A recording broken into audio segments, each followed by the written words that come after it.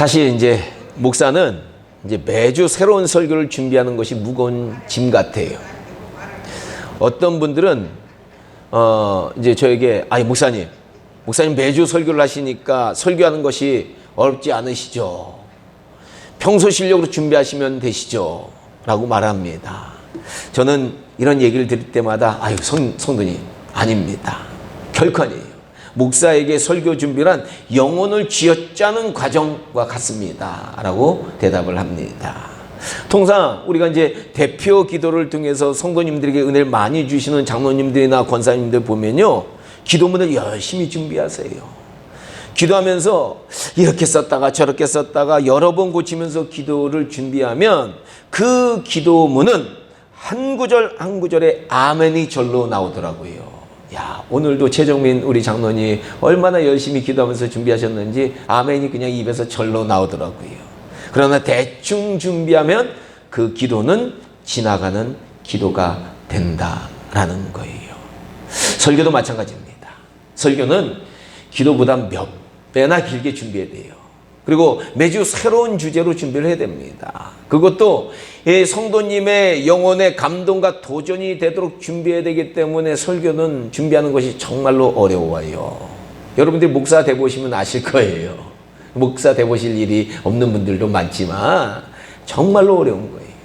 더욱이 한 해 마지막 주일 설교와 송구 영신 예배 설교와 신년 예배 설교를 준비하는 것은 목사들에게는 매우 부담스러운 일이다. 이 설교들은요, 한 해를 정말로 깊이 뒤돌아보게 하고 새로운 한 해를 이제 변혁과 변화를 일으키는 창조적인 한 해가 되도록 영적 도전을 주는 설교가 되어야 하기 때문에 준비하기가 매우 어렵다라는 겁니다. 저는 오늘도 한 해 마지막 주일 설교를 하면서 준비를 하면서 참 어려웠어요. 전 매년 어려워요. 한 해 마지막 처음 시작할 때는 설교 준비하기가 참 어려워요. 과연 우리 성도님과 어떤 말씀을 나눌지 계속 하나님께 기도를 드렸습니다. 하나님, 올해는 이 마지막 주일에 어떤 말씀을 우리 성도님과 나눠야 할까요? 라고 몸부림을 많이 쳤어요. 저는 설교 준비할 때 좀 몸부림을 칠 때가 있어요. 그래야 좀 하나님이 영감을 주시더라고요. 아마 고생하지 않고 쉽게 설교를 준비하면 교만해질까 봐 그런 것 같습니다. 아주 큰 목회 하시는 목사님들도 들어보니까요, 설교 준비하는 건 너무너무 힘들다고 그러시더라고요. 이번 주에도 이렇게 몸부림치면서 설교를 준비하는데 성령님께서 오늘 본문의 말씀을 주신 겁니다. 그리고 오늘 본문의 말씀을 주시면서 우리 성도님들에게 2024년도 한 해를 진정 하나님의 뜻을 행하면서 살았는가라고 질문해라 라는 그런 영감도 주시더라고요. 그렇습니다. 오늘 우리는 2024년도 한 해 동안 어떤 것들을 행하면서 이 한 해를 보냈는지 뒤돌아봐야 될 줄로 믿습니다. 그저 내가 원하는 것, 내가 만족하는 것을 행하면서 한 해를 보냈는지, 아니면 하나님의 뜻을 행하려고 부단히 노력하면서 이 한 해를 보냈는지 우리는 돌아볼 필요가 있다라는 거예요. 아마 하나님의 뜻을 행하려고 노력하신 분들은 올 한 해가 하나님 앞에 부끄러움이 없으실 줄로 믿습니다. 하지만 하나님의 뜻보다는 자신의 뜻을 행한 분들은 하나님의 눈에는 헛된 한 해를 보내신 거예요. 우리 크리스천들에게는요, 하나님의 뜻을 행하는 것은 정말로 중요한 문제예요.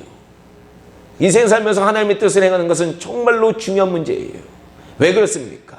예수님께서요, 마태복음 7장 21절에서 이렇게 말씀하셨어요. 나더러 주여 주여 하는 자마다 다 천국에 들어갈 것이 아니요 다만 하늘에 계신 내 아버지의 뜻대로 행하는 자라야 들어가리라. 그렇습니다. 하나님의 뜻을 행하는 것은 천국에 들어가기 위한 필수 요소예요. 필수 요소. 이거는 반드시 행해야 되는 거예요. 구원은요, 하나님의 선물인 믿음으로 우리가 받는데, 이 참된 믿음을 소유한 성도들은 반드시 하나님의 뜻을 행하게 돼 있다라는 겁니다. 그래서 야고보 사도는요, 야고보서 2장 14절부터 이렇게 말했습니다. 내 형제들아, 만일 사람이 믿음이 있노라 하고 행함이 없으면 무슨 유익이 있으리요? 그 믿음이 능히 자기를 구원하겠느냐? 우리가 믿습니다, 예수님 믿습니다 한다고 구원받는다는 게 아니라는 거예요. 행함이 나타나야 된다는 거예요. 만일 형제나 자매가 헐벗고 일용할 양식이 없는데 너희 중에 누구든지 그에게 이르되 평안히 가라, 덥게 하라, 배부르게 하라 하며 그 몸에 쓸 것을 주지 않으면 무슨 유익이 있으리요? 이와 같이 행함이 없는 믿음은 그 자체가 죽은 것이니라. 아멘. 행함이 없는 믿음은 죽은 거래요. 우리 하나님 앞에 이제 나중에 가보면 이 세상에서 행하면서 믿음 생활했는지 행하지 않고 입만 믿으면서 생활했는지 심판받는다는 거예요. 죽은 믿음을 소유한 크리스천은요, 하나님께서 구원받은 성도들 위해서 준비한 영원한 천국에 못 들어간다라고 주님이 말씀하신 거예요. 천국은 알곡 성도들만 들어가지 가라지 성도들은 못 들어간다는 거예요. 여러분, 우리가 같이 교회 다니지만 우리 사이에 알곡이 있고 가라지가 있다는 거예요. 주님은 그렇게 분명히 말씀하셨어요. 그래서 예수님께서는 마태복음 7장 22절부터 이렇게 말씀하셨습니다. 그날에 많은 사람이 나더러 이르되, 그날이 언제냐? 최후의 심판날이에요. 우리의 모든 것을, 우리의 행위를, 우리의 믿음을 심판하시는 그 날을 의미합니다. 주여 주여, 우리가 주의 이름으로 선지자 노릇을 하며 주의 이름으로 귀신을 쫓아내며 주의 이름으로 많은 권능을 행하지 아니하였나이까 하리니, 그때 내가 그들에게 밝히 말하되 내가 너희를 도무지 알지 못하니 불법을 행하는 자들아 내게서 떠나가라 하리라. 그러므로 누구든지 나의 이 말을 듣고 행하는 자는 그 집을 반석 위에 지은 지혜로운 사람 같고, 나의 이 말을 듣고 행하지 않는 자는 그 집을 모래 위에 지은 어리석은 사람 같으리라. 아멘. 이 주님의 말씀은요, 우리가 귀신을 쫓아내고 놀라운 기적을 행하는 권능을 행한다고 천국에 들어가는 참된 믿음을 소유한 사람이 아니다라는 말씀이에요. 천국에 들어가는 참된 믿음을 소유한 사람은 주님의 말씀을 듣고 그 말씀대로 행하면서 사는 사람이다라는 거예요. 과연 우리 성도님들께서는 올 한 해 말로만 주여 주여 하면서 신앙생활을 하셨습니까? 아니면 하나님의 뜻을 행하면서 참된 신앙생활을 하셨습니까? 라는 거 질문해야 돼요. 하나님의 뜻을 행하는 신앙생활은 영원한 천국을 준비하는 삶이에요. 하지만 하나님의 뜻을 행하지 않는 신앙생활은 천국과는 전혀 상관이 없는 그런 신앙생활이다, 헛된 신앙생활이다 라는 거예요. 그러므로 우리 크리스찬들에게는요, 이 세상을 살면서 하나님의 뜻을 행하는 것은 너무나도 중요한 일입니다.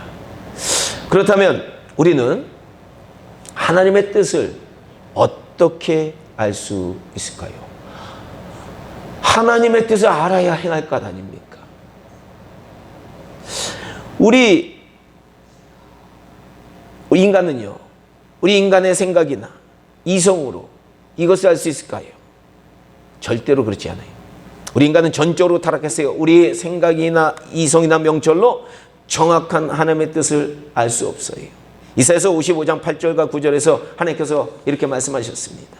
내 생각은 너희 생각과 다르며 내 길은 너희 길과 다르나니 이는 하늘이 땅보다 높음 같이 내 길은 너희 길보다 높으며 내 생각은 너희 생각보다 높음이니라. 아멘.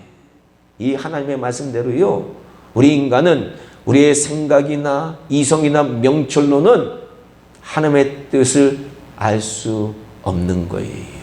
그래서 이제 과거에 보면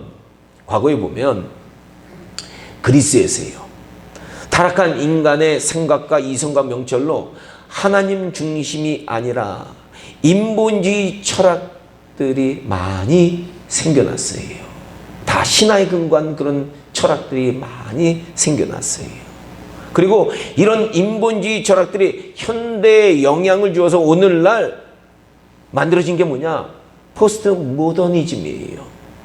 이 포스트 모더니즘은요, 무신론의 바탕을 둔 사상으로 절대적인 가치가 세상에 없다라고 주장을 해요. 모든 것은 상대적이다라고 말합니다. 이 결과 포스트 모더니즘 결과로요, 극단적인 페미니즘이나 동성애 사상이나 종교다원주의 사상 같은 것들이 만들어지기 시작한 거예요. 그래서 이런 사상들은 하나님께서 우리 인류에게 주신 십계명 같은 절대적인 가치를 거부합니다. 그리고 낙태는 죄가 아니라 여성의 권리라고 주장하면서요, 아니 구결된 태아도 여성이 원하면 낙태할 수 있다라고 얘기를 하는 거예요. 뿐만 아니라 남성과 여성이 서로 사랑하고 존중하라고 가르치는 것이 아니라, 아니 여성이 보니까 역사적으로 남성에 너무나도 많이 착취를 당했으니까 남성을 혐오해야 된다, 남성과 싸워야 된다, 그들을 미워하고 적대시하라 라고 요새 페미니즘, 아주 극단적 페미니스트들은 이렇게 가르쳐요. 그리고 하나님께서 우리 인류에게 주신 남성과 여성이라는 이 창조 질서를 거부해서 동성애를 조장하고요, 제3의 성까지 만들어서 자신이 원하면 언제든지 남성도 되고 여성도 될 수 있다는 괴물 인간들을 만들고 있고요, 이것이 정상이라고 사람들이 얘기하기 시작한 거예요. 소돔과 고모라처럼 되어가고 있어요. 그러니까 미국에서는 남자가 오늘은 내가 여자다 이렇게 생각하면은 여탕의 마음대로 들어갈 수 있어요. 직원이 못 맞는 거예요. 또한 마귀가 만들어 놓은 세상의 많은 종교들은 다 구원받을 수 있는 진리를 찾는 길이라고 이렇게 교묘화가 주장해가지고요, 이 종교다원주의 이론을 통해서 요새는요, 우상숭배와 귀신을 섬기는 것이 정당화되고 있다라는 거예요. 이뿐만 아닙니다. 타락한 인간의 생각과 이성과 명철을 역사적으로 가만히 보니까 기독교인들이 발전시켜온 과학도 장악해서요, 과학계 보면 원래 옛날에 다 기독교인들이 장악했어요. 근데 이것을 이제 인본주의자들이 장악해서 이제는 진화론이 과학적으로 완벽한 법칙인 것처럼 어린아이서부터 노년에 이르기까지 세뇌를 시키고 있다라는 거예요. 이처럼 전적으로 타락한 인간의 생각이나 이성이나 명철로는 하나님의 뜻을 우리가 알 수 없어요. 인간은 그 생각과 이성과 명철을 사용하면 할수록 하나님을 왜곡하고요, 하나님의 뜻을 거부하고요, 하나님의 존재를 부인하고요, 하나님께서 우리 인간들에게 주신 그 아름다운 윤리와 도덕과 가치들을 부정하게 된다라는 거예요. 심지어는 과거에 보니까요, 이성이나 명철이 부족했던 과거 사람들은 세상 모든 사람들이 우상이나 귀신이나 마귀를 섬겼어요. 그래도 그때는 좀 나은 거예요. 왜? 신이 있다는 걸 그때는 인정을 했거든요. 하지만 오늘날은 그 이성과 명철을 사용하면서 사람들이 이 땅에 무엇을 가득하게 만들었냐? 무신론을 이 땅에 가득하게 만들었다라는 거예요. 그러므로 우리 인간은 우리의 생각이나 이성이나 명철로는 바른 하나님의 뜻을 알 수 없다라는 거예요. 그래서 하나님께서는 우리 인간들 불쌍히 여기셔서 우리 인간으로서는 도저히 하나님을 찾을 수 없는 것을 아시고 이 세상에 직접 계시를 하시기 시작하셨다라는 거예요. 즉 하나님의 뜻을 직접 세상에 말씀하셨다라는 거예요. 이 하나님의 뜻을 기록한 책이 뭡니까? 성경이에요. 성경은 세상에서 가장 오래전부터 계시된 하나님의 말씀이에요. 이 성경은 뭐라고 자꾸 말씀하느냐? 하나님이 가라사대, 하나님이 말씀하시되 라는 표현이 셀 수 없을 정도로 많이 나옵니다. 왜 그렇습니까? 바로 성경은 하나님이 직접 계시하셨다라는 것을 우리에게 말하고 있는 거예요. 그렇습니다. 성경은 하나님께서 직접 계시하신 생명의 책이에요. 그래서 성경만이 인간에게 참된 하나님의 뜻을 알려준다는 거예요. 우리는 성경을 읽지 않으면 하나님의 정확한 뜻을 알 수 없습니다. 여러분들 아무리 명상하고 생각한다고 하나님 뜻 모르는 거예요. 그리고 하나님의 정확한 뜻을 알지 못하면 우리는 하나님이 원하는 뜻을 행할 수 없다라는 거예요. 그러므로 올 한 해를 마감하면서 우리는요, 올 한 해 동안 과연 성경 말씀을 가까이 했는가 스스로에게 물어봐야 돼요.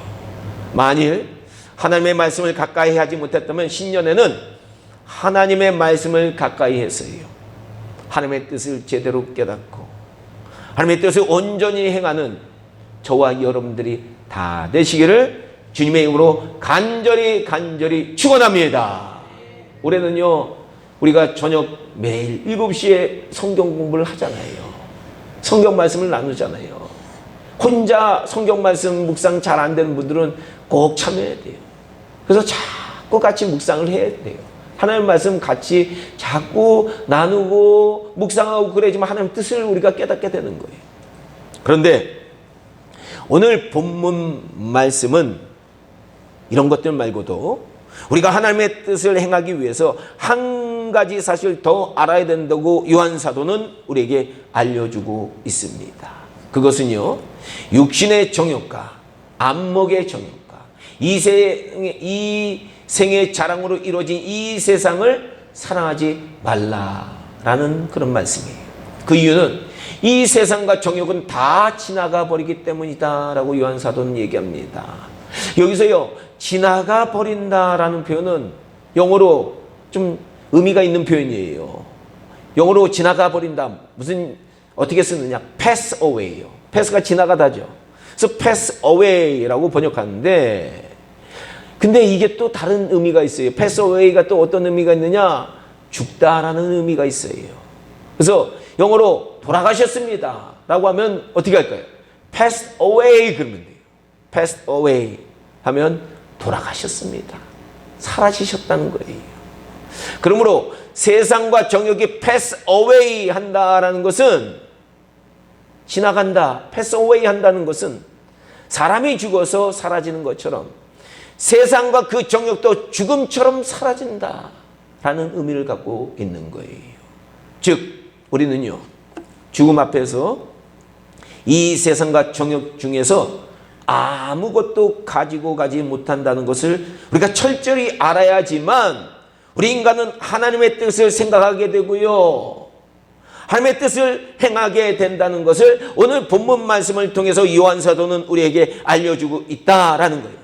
우리가 죽음 앞에서 아무것도 이 세상 것은 헛되다라는 것을 우리가 깨달으지만 하나님의 뜻을 행하게 된다라고 사도 요한은 얘기하는 거예요. 어느 교회에 소설을 쓰는 어떤 여자 집사님이 계셨습니다. 그녀는 집념이 너무 강해가지고요, 글을 엄청나게 열심히 쓰세요. 전혀 딴 데 눈길을 돌리지 않아요. 그래서 그녀가 쓴 그 소설은 꽤나 인기가 있었고 잘 팔렸어요. 요새 우리나라에 노벨 문학상 받은 한강이라는 작가 있잖아요. 이야, 대단한데 얼마나 많이 팔립니까, 책이. 그것처럼 이 여성분들 돈도 꽤 벌었습니다. 그래서 그녀는요, 그 돈을 가만히 놀려두지 않고 계속해서 부동산에 투자해서 자신의 재산을 증식해 나갔습니다. 그러다 보니 너무 바쁜 거예요. 글 쓰고 돈 투자하고 몸이 견딜 재간이 없었습니다. 결국 몸에 이상이 생겼습니다. 그래서 병원에 가서 종합검진을 받았는데, 아니, 간암 말기라는 거예요. 불과 3개월뿐이 안 남았다라고 사형 선고를, 시한부 선고를 받았습니다. 이 그녀는요, 자신의 삶을 진지하게 생각하게 됩니다. 아니, 솔로몬의 전도서에 했던 말씀이 평소 때는 전혀 귀에 들어오지 않았는데 실감나는 거예요. 헛되고 헛되며 헛되고 헛되니 모든 것이 헛되도다.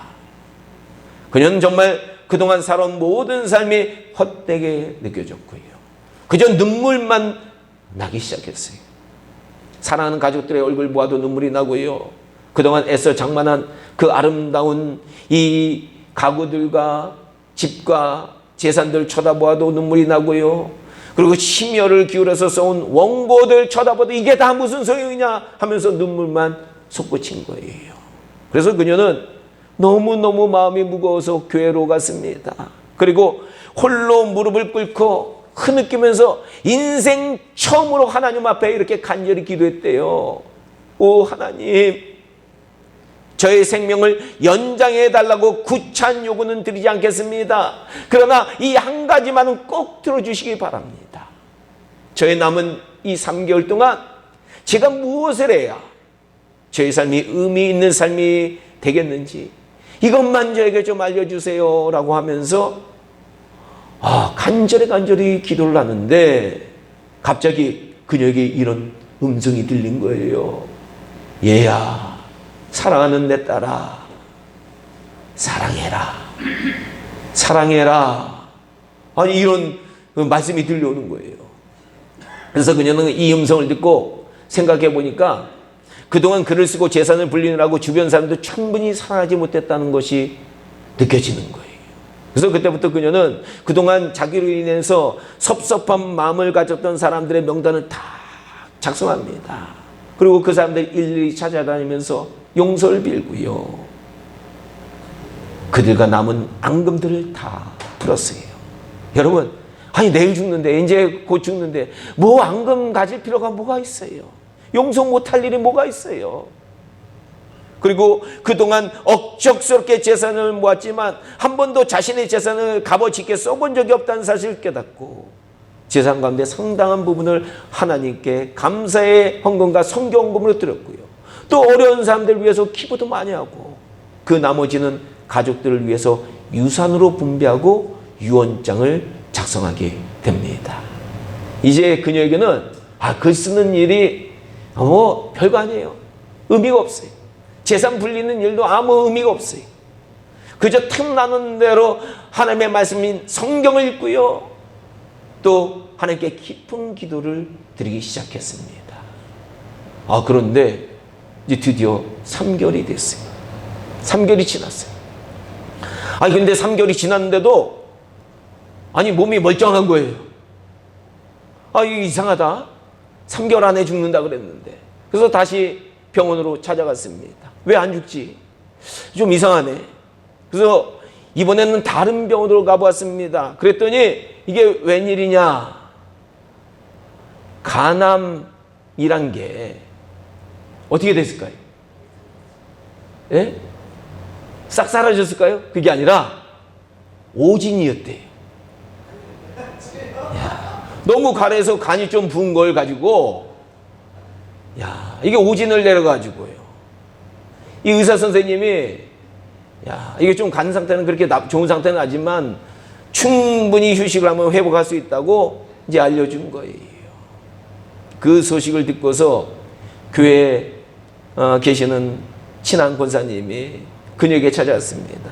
아니 집사님, 얼마나 억울하겠어요.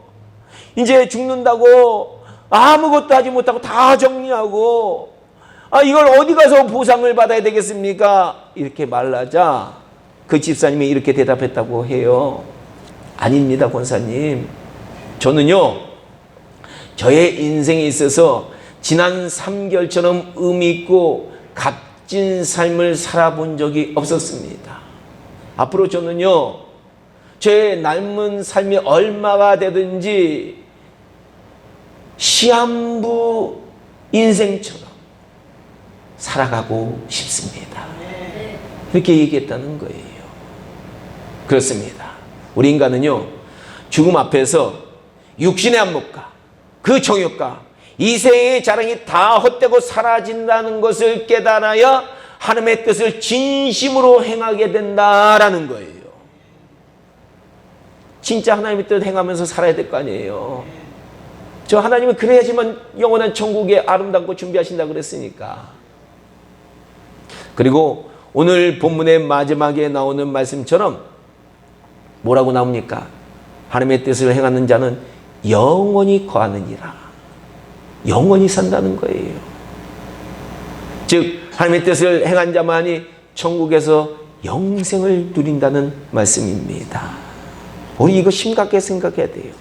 하나님의 뜻 행하지도 않고 공짜로 영원한 천국에 들어갈 생각하면 안 되는 거예요. 우리가 이 땅에서 하나님의 뜻을 행하는 것은 영원히 사는 삶을 준비하는 거예요. 그러므로 우리 선민교회 성도님께서는 올 한 해 하나님의 뜻대로 제대로 행하면서 살지 못했다면 그렇게 느껴지신다면 이제 좀 우리가 2025년도에는 좀 바꿔서 하나님의 뜻을 꼭 행하면서 사는 새로운 한 해. 언제 하나님이 우리를 부르실지 모르잖아요. 아침이나 점심이나 저녁이나 언제든지 하나님의 뜻을 행하면서 살려고 노력하는 저와 여러분들 다 되길 주님의 이름으로 축원합니다. 우리 힘으로 안 되면 성령님 나 좀 도와주세요. 하나님의 뜻대로 살도록 저를 인도해 주세요. 늘 기도하고 정말로 성령님의 인도함 받아서 2025년도에는요 정말로 한 해를 마감할 때 하나님 앞에 부끄러움 없는 삶, 정말로 의미 있는 삶, 자신 있는 삶 살아가시기를 주님의 이름으로 간절히 축원합니다. 기도하겠습니다.